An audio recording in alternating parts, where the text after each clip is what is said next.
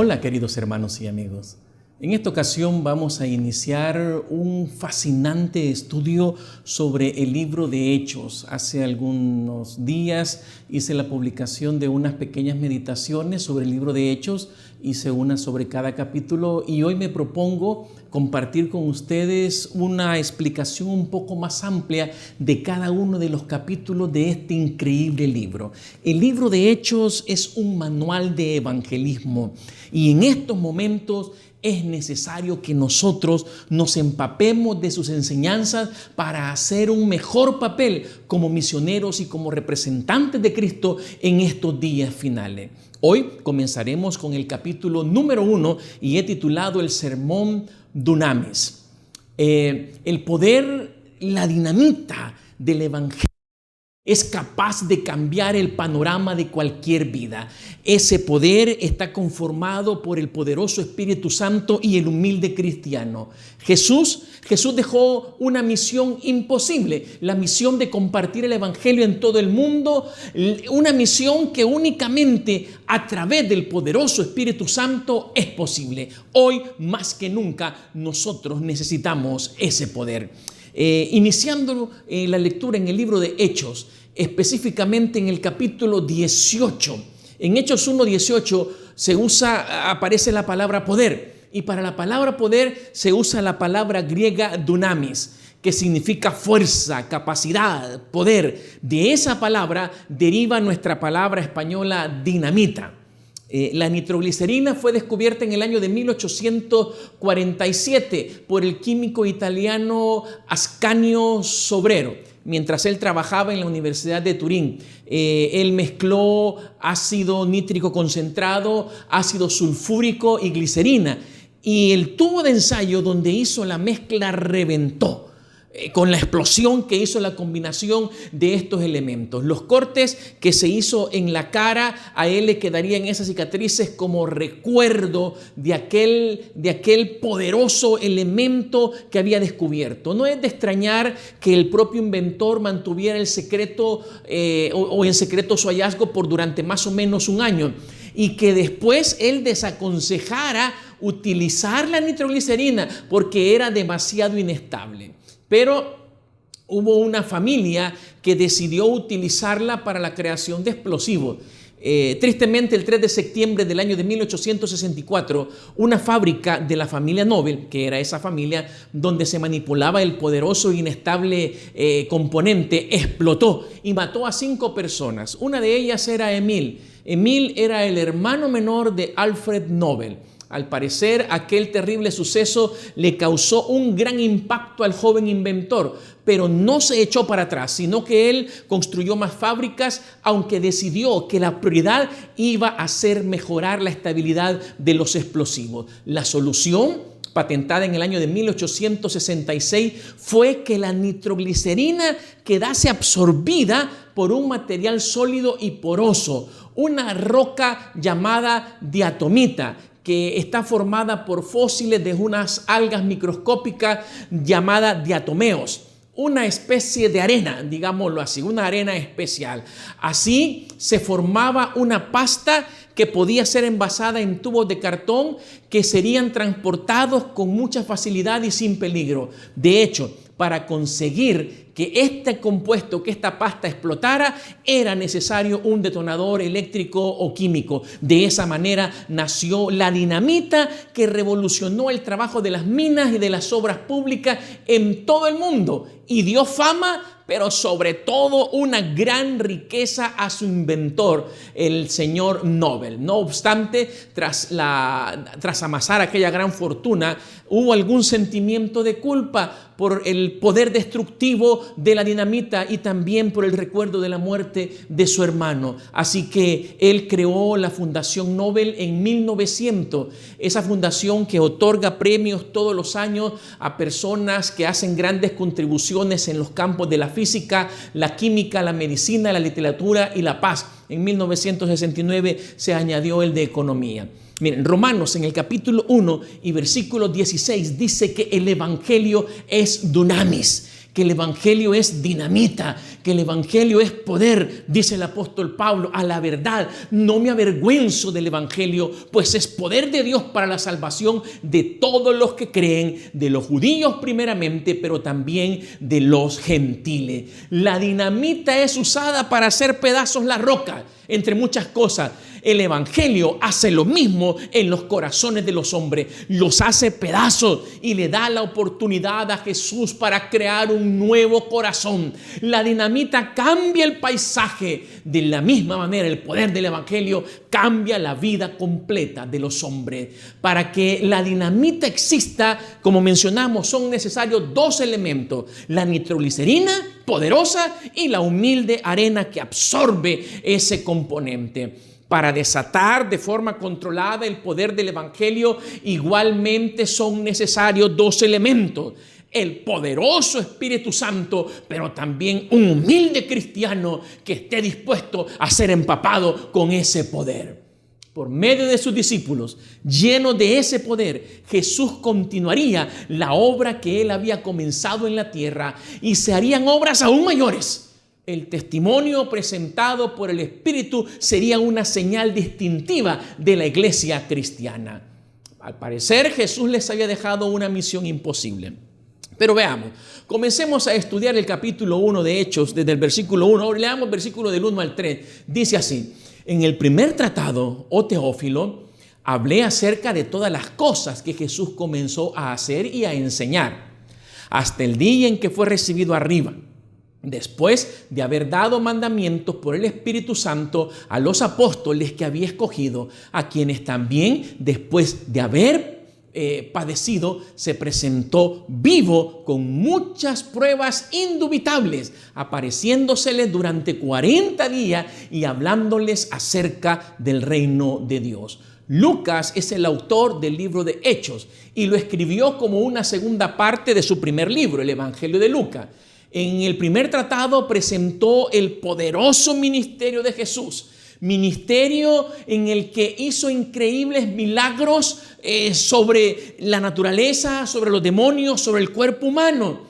En su segundo tratado, Lucas nos presentará la continuación de ese poderoso ministerio, pero ahora encarnado en los discípulos de Jesús.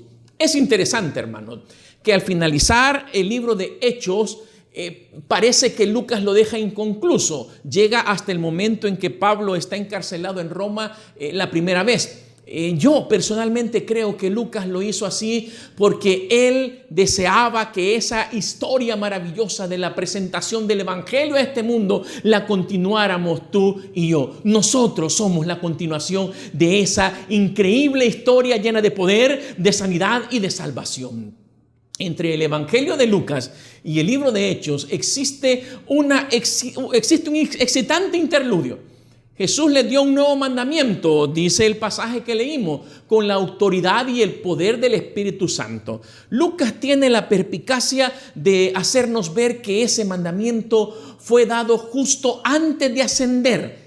Y la descripción completa de ese mandamiento la encontramos nosotros en San Mateo capítulo 28, versos 18 al 20, que conocemos ese poderoso pasaje que dice: Jesús se acercó entonces a ellos y les dijo: se me es dada toda autoridad en el cielo y en la tierra, por tanto vayan y hagan discípulos de todas las naciones, bautizándolos en el nombre del Padre y del Hijo y del Espíritu Santo, enseñándoles a obedecer todo lo que les he mandado a ustedes, y les aseguro que estaré con ustedes siempre hasta el fin del mundo. Todo el mundo es imposible, es lo que pudo haber pensado el incrédulo Tomás, y quizás algunos otros de los discípulos, o quizás todos. Desde la perspectiva humana era una misión imposible, hermano, un mandamiento duro, pero al fin y al cabo un mandamiento dado por Dios, como cualquier otro mandamiento.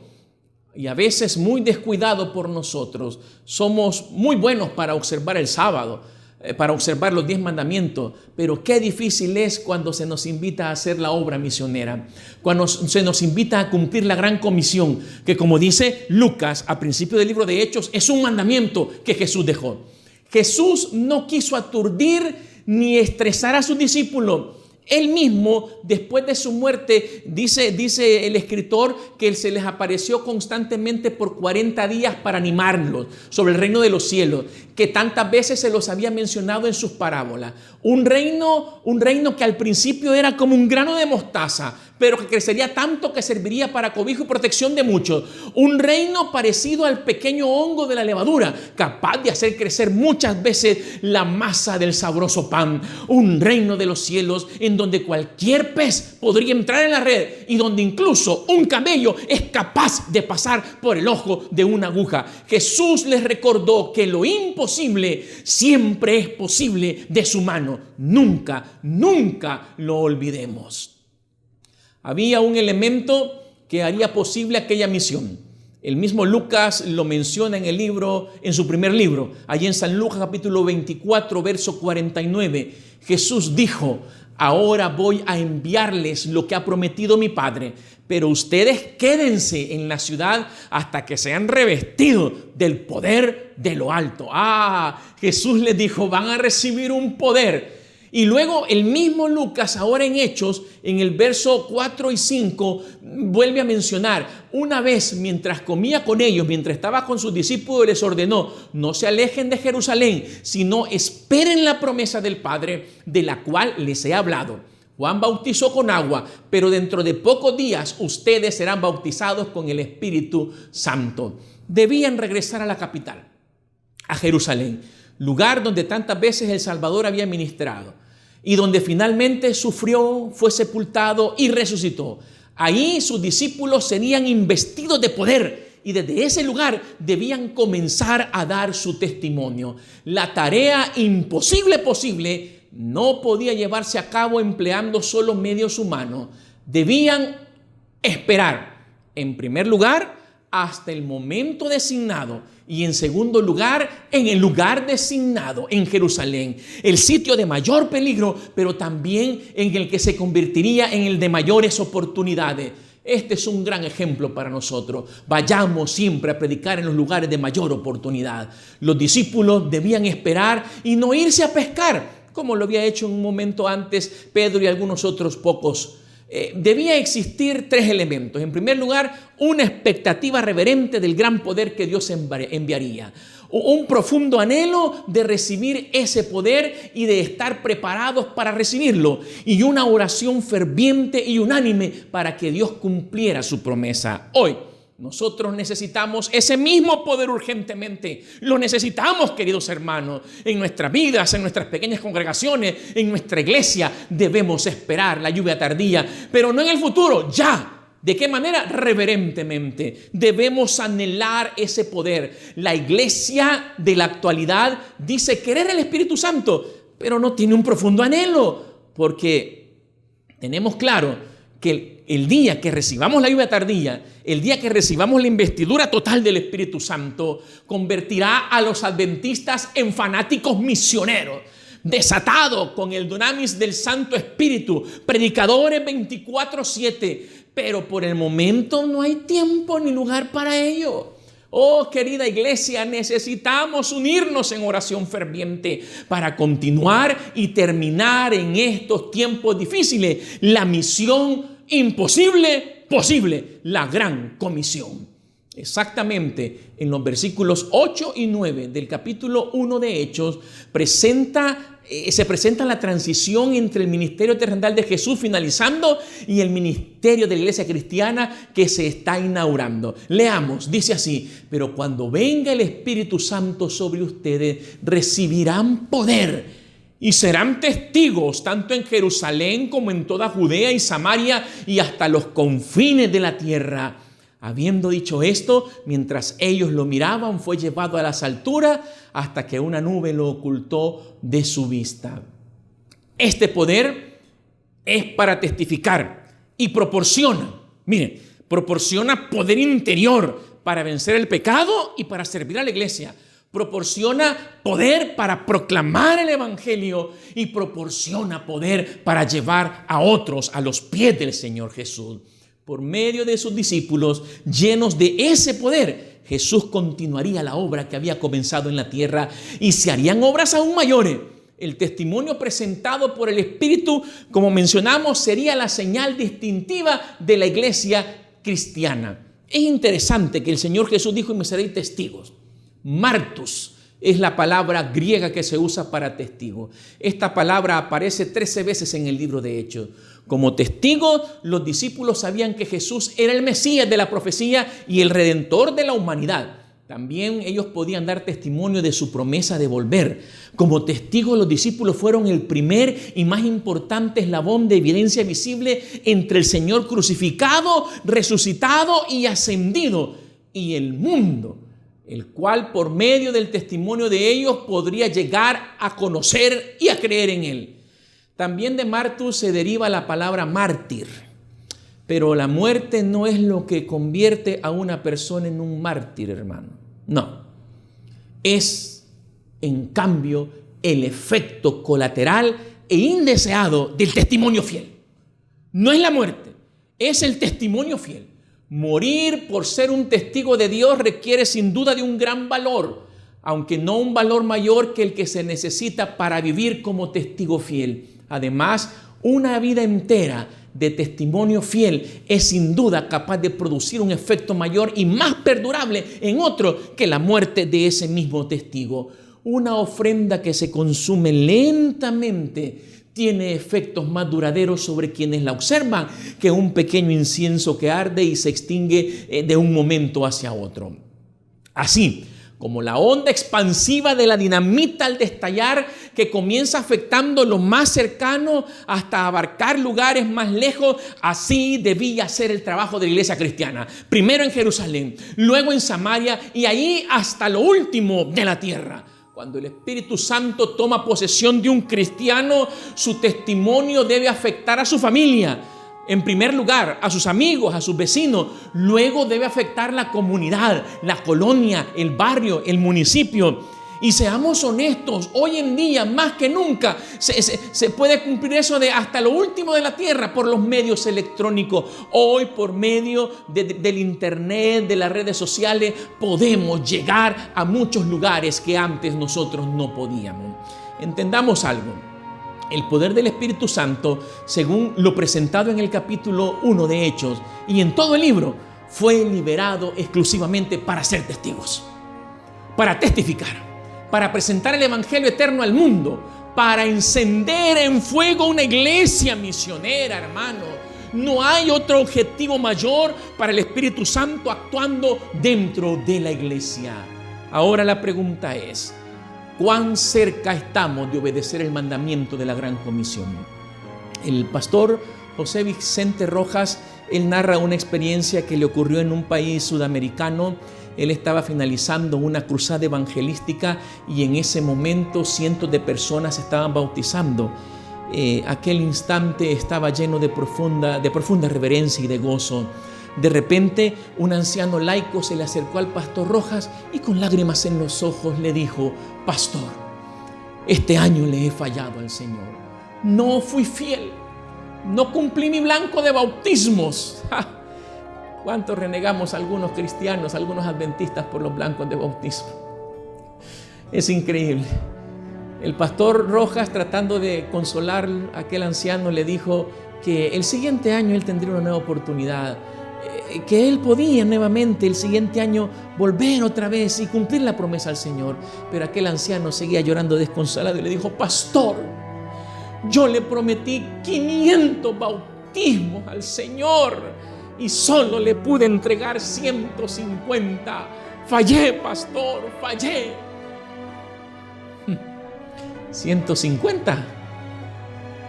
Seamos honestos. Por lo menos aquí en El Salvador hay distritos completos formados por 8, 10 iglesias, por unos 400, 500 hermanos que no bautizan ni esos 150. Solo el poder del Espíritu Santo puede mover a un anciano cristiano a actuar de tal manera. Necesitamos ese mismo espíritu de ese anciano en los más de 20 millones de adventistas. Necesitamos ese espíritu en ti, en mí, en nuestra pequeña congregación, en nuestra iglesia, pero lo necesitamos hoy. ¿Deseas tú ser el dunamis del Señor? Ese poder fue prometido por el Padre.